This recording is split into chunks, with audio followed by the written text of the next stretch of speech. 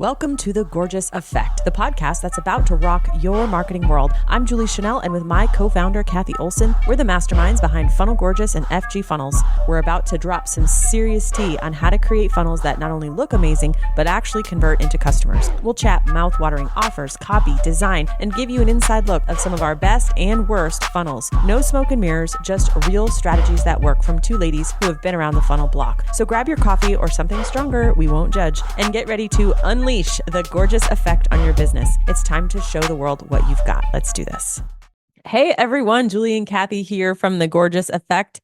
Today we're going to tackle a question that I think probably everyone, maybe not everyone, but most people have thought in their head at one time or another in their business. And that is, why is selling so freaking hard? And so if you're a salesperson, maybe you've never thought this, but I would say 95% of our audience really struggles with the selling process. Like, why is it so hard? And especially now in 2024, things feel harder than they used to feel back in 2020. It's like top of mind for everyone. Would you agree? Absolutely. I think that it's also what makes it more complicated is that it's like it feels like every platform you're supposed to sell differently. It's like Oh yeah, it's like 100%. there's not even a one size fits all. It's like an email you're supposed to sell this way, and social media you're supposed to sell this way, and ads you're supposed to sell this way, funnels this way, in person this way, application this way, webinars this way. It's like it's so frustrating, right? Because we have talked about this before about trying to chase tactics is a losing game. It is impossible. It's impossible to just be like, to keep up with tactics. Totally. So let's go to the root of the issue first before we dive into some of the nuances, which is selling at its core is difficult because you have to face rejection. No human likes rejection whatsoever. So the act of asking for the sale, no matter where you're asking it on an ad, in a webinar, it puts you in the vulnerable position of being told no. And there's one way to make the no easier, and that is to really fully believe in the product that you are selling. Because then when you inevitably hear the word no, you know that it's really their decision. It's not because you're selling snake oil. It's not because your product isn't amazing. You fully believe in your product.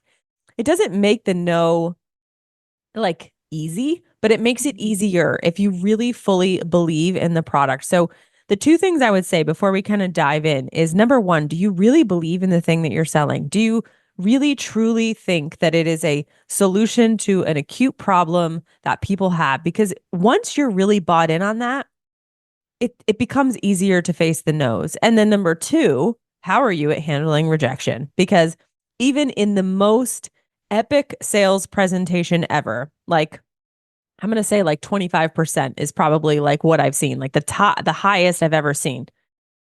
Out of 100 people, 75 are going to say no and 25 are going to say yes. So you have to get comfortable with rejection. It is just part of the game.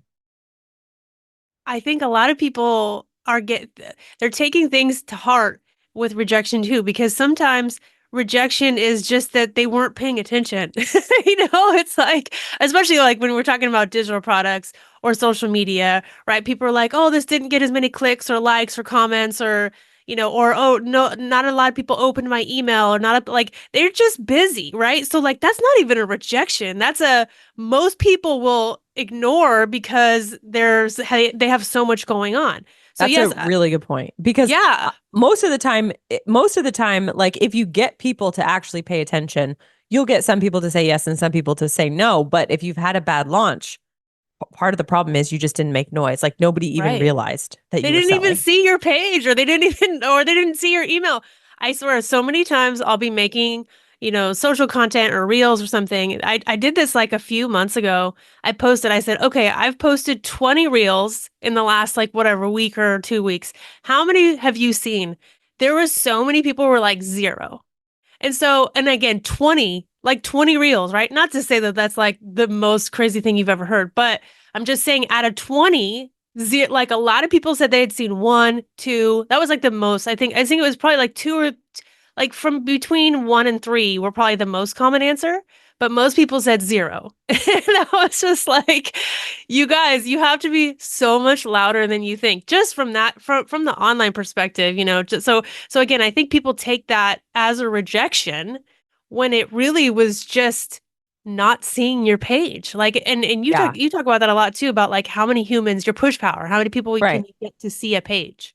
Well, so if we take and we say, okay, half the time that you're upset or butthurt about not selling, it was just that people weren't paying attention. If we move over and we say, okay, let's look at the people who were paying attention, Right.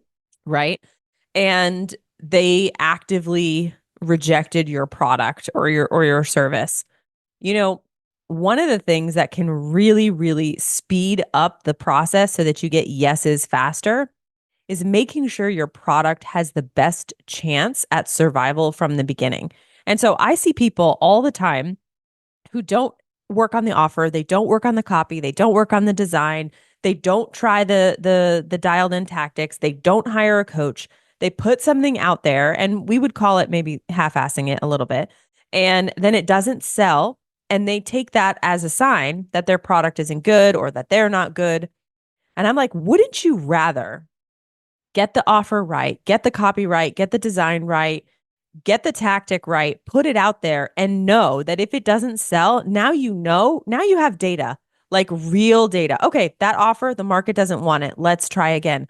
But if you don't do that, then you're stuck wondering, was it the product or was it the actual way that I put it out there? And then you don't know. And that's like a tear.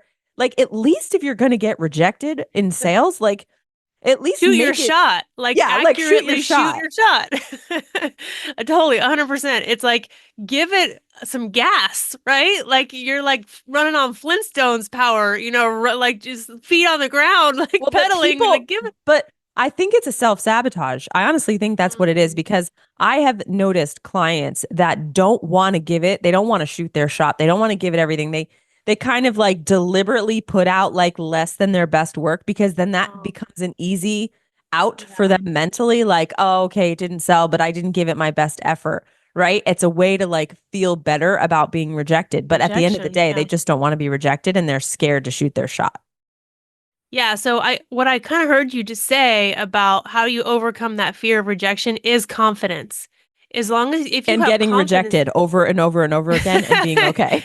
And make yeah, you're right. Like, but it's interesting because I mean that's the way humans work, right? That we things get easier with repetition in all things, right? When we're trying to get better at something, when we're trying to learn something, when we're trying to overcome a fear, like the more you do it, the less it becomes novel. And so our brains are like, this is totally normal, right? So the more we get rejected, and this is like in all things business, right? The more we get hate comments, the more that people say things about us, the less it hurts, right? We're like, yeah, whatever, it wasn't a good fit for that person. That's great. Cool. Let's move on. I'm gonna focus on the people who I am a good fit for. And also, that's the same thing when you're thinking about rejection, on social media or whatever. If things aren't growing as fast, it's the same idea. Is that just because not everyone liked it, or some people are not really into it, doesn't mean it's a bad offer. Or maybe it does because you haven't done the work, right? So assuming you've done the work to have a great offer, written really great copy, designed it really well so it's understandable, then it's just not a good fit. You know what I mean? At least now. Yeah, absolutely. Right. So I think if we're answering the question, why is selling so hard? It's hard because you're human and you hate rejection. It's hard because you are attributing the rejection, and sometimes it's just lack of attention. It's actually not rejection at all. And number three, when you actually do put your offer out there, you're not shooting your shot.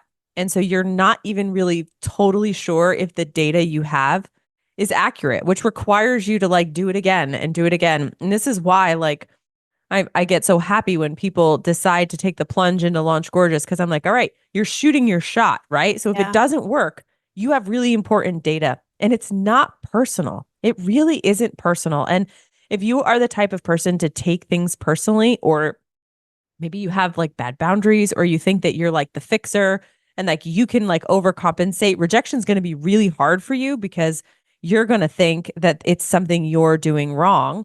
And on the one hand it is, but on the other hand it's just the market, right? So you just got to try something else. And the people who keep trying and keep trying and keep shooting their shot and keep shooting their shot end up finding something that works, and it's just math. And so I I, think that's I the want to big ask you a answer. question. I want to ask Sure. you a question because I feel like by the time I met you, you were already over it. Like like the fear of rejection, the fear of like hate comments. Like, have you, because I notoriously am that sensitive person, right? Like I've always been. Yeah. I do take it personally. I always take it. I've gotten better, right? Like definitely than from when we started or from when I started being an entrepreneur. I never planned on being, I was an accidental entrepreneur. So I think that didn't help. But by the time I met you, I feel like you were already through that. And so I just am wondering, so I didn't see the messy phase for you. And I get, you're not like bulletproof, right? Like, and no way am I saying that. But it does seem like you were pretty strong when I met you. So were you always like that? Which I already kind of know, I'm sure you weren't. But like, how quickly did you get over the fear of rejection, or are you over it? Like, do you still feel that way sometimes? It's so funny that you asked that question. So I feel like I have two answers because I think on the one hand, by the time we met, I was used to it, and I had been an agency owner. And so I was constantly dealing with clients who were like not happy or like, so it was rejection in a different way. But I Mm. started to realize that people are fickle. Like they're just fickle. And a lot of their reasons don't have anything to do with me. And so Right. I think being an agency owner kind of got my skin a little bit thicker. And then I also had to deal with a whole bunch of hate comments in 2017 with the Russell Brunson Expert Secrets contest and all of that kind of stuff. Oh So yeah. That was definitely trial by fire on I that had one. some thickening up. But you know what's interesting is that I got like more and more okay with the hate and all that kind of stuff all the way up until about 2022. And I feel like I've reverted a little bit. And I think people who followed me for a long time, I'm way less polarizing today than I ever have been. I used to not mince my words at all. And I think some of it is maturity and some of it is fear. And it's really hard to tell the difference, right? The maturity part of me is the part of me that's saying, I'm never going to convince people of my opinion, and haters be haters, and that's like their job.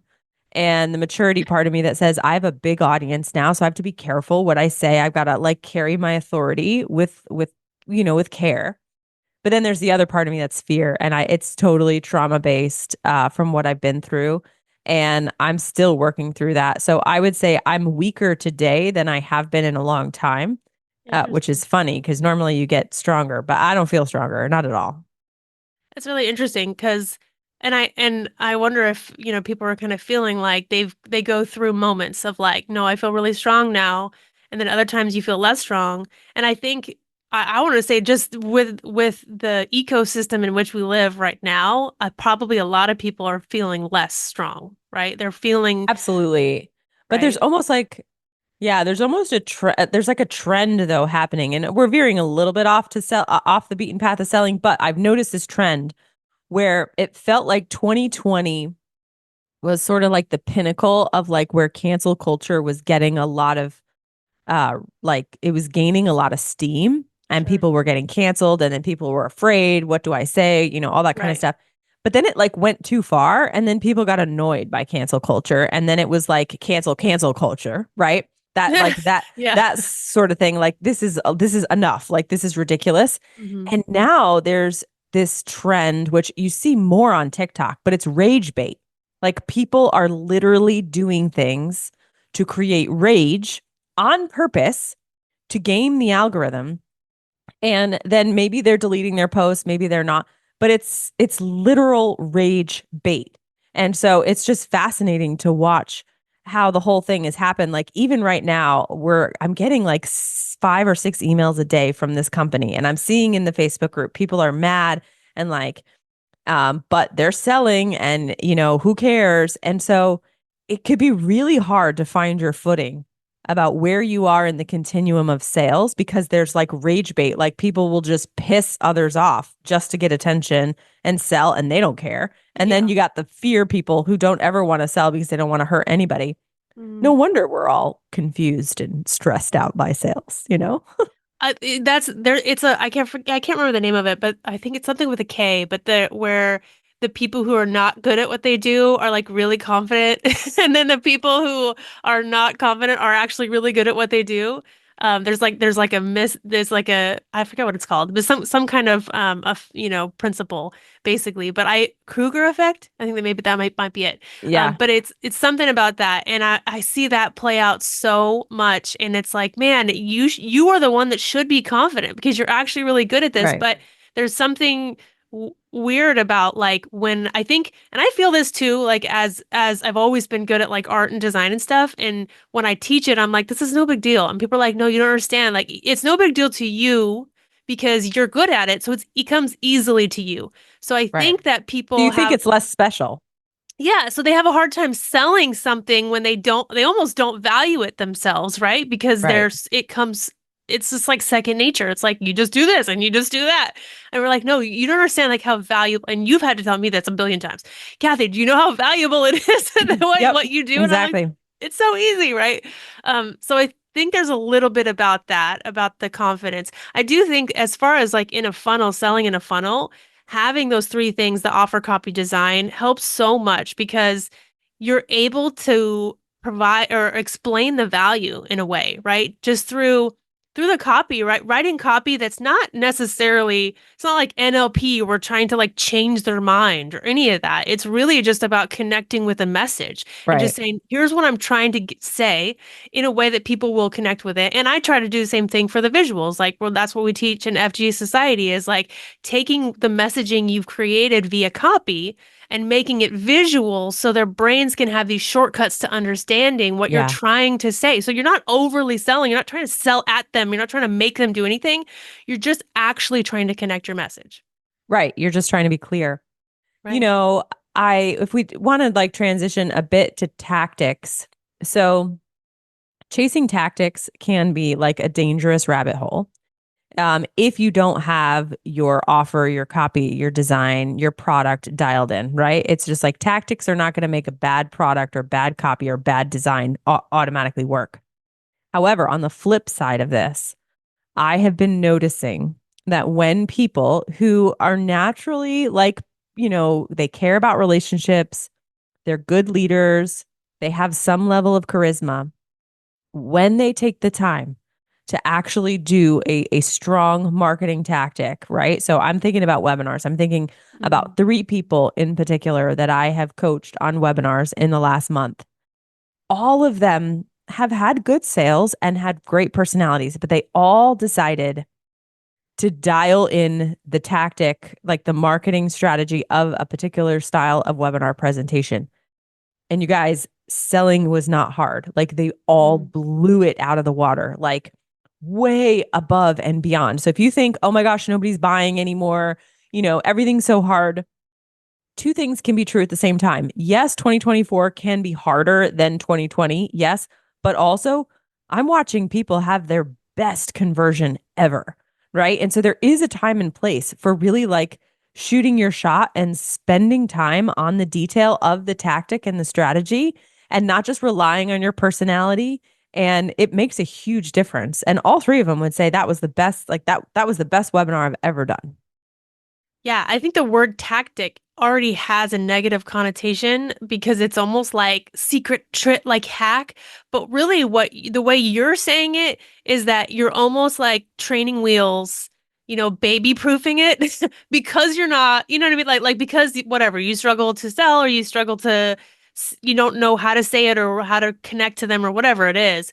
But it's almost like having like a template or having, someone show you kind of like almost like walking through your script, right? Of how do you, unveil the information without overwhelming people or whatever, Right. right? Or thinking about the psychology.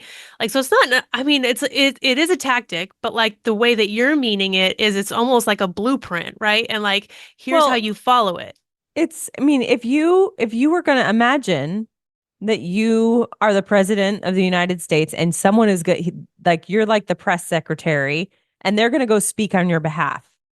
Like, would you call it manipulative if you choose a press secretary who's really good at communicating clearly the intentions and vision of the president? No, you wouldn't Of call that course not. manipulative. You'd call that smart, right? Picking someone Yeah. who can clearly and with like intelligence and thought communicate what your vision is as leader of the free world. That's really freaking smart. So when you're doing a webinar or a sales page, that is like your representative, right? Like your webinar is playing for people while you're sleeping. Your sales page is playing for people, even, is up there on the internet, even when you can't talk to somebody. And it's representing you and it's representing your offer.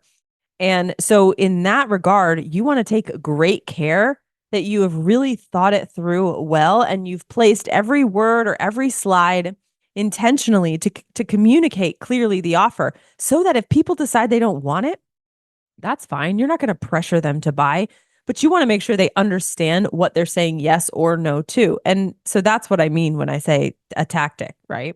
Yeah, I talk a lot about, I always say, I just want someone to not be a maybe.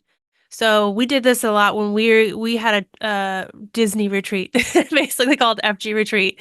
And, I was DMing or I was, selling in the DMs basically. Like, and not like, and it's weird because I'm like, so it's so weird that I would even ever be in a position to sell in the DMs.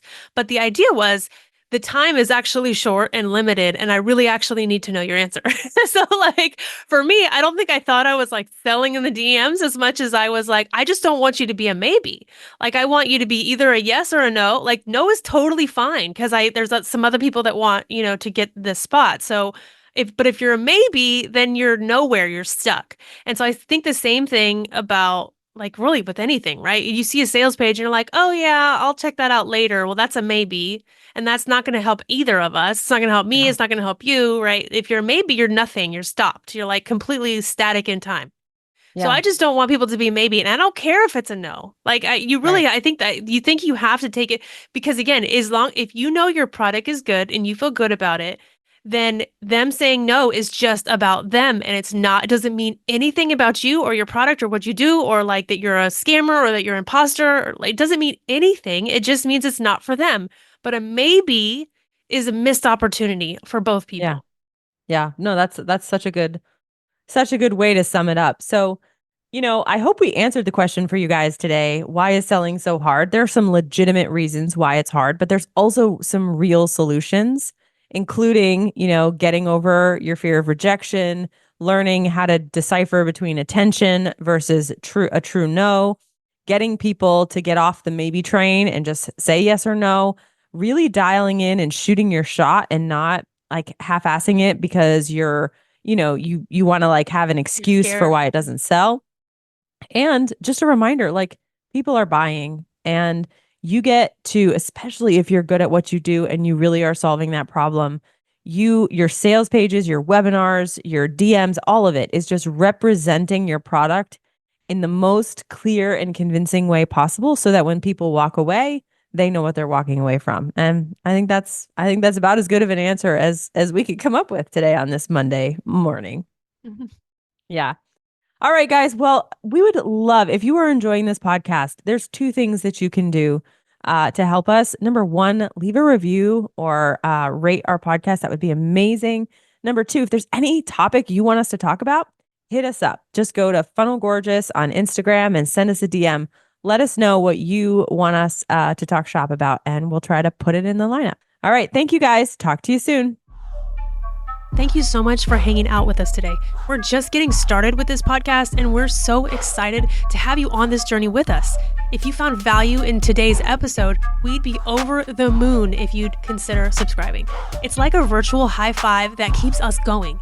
And hey, if you're feeling extra gorgeous, leaving a review would mean the world to us.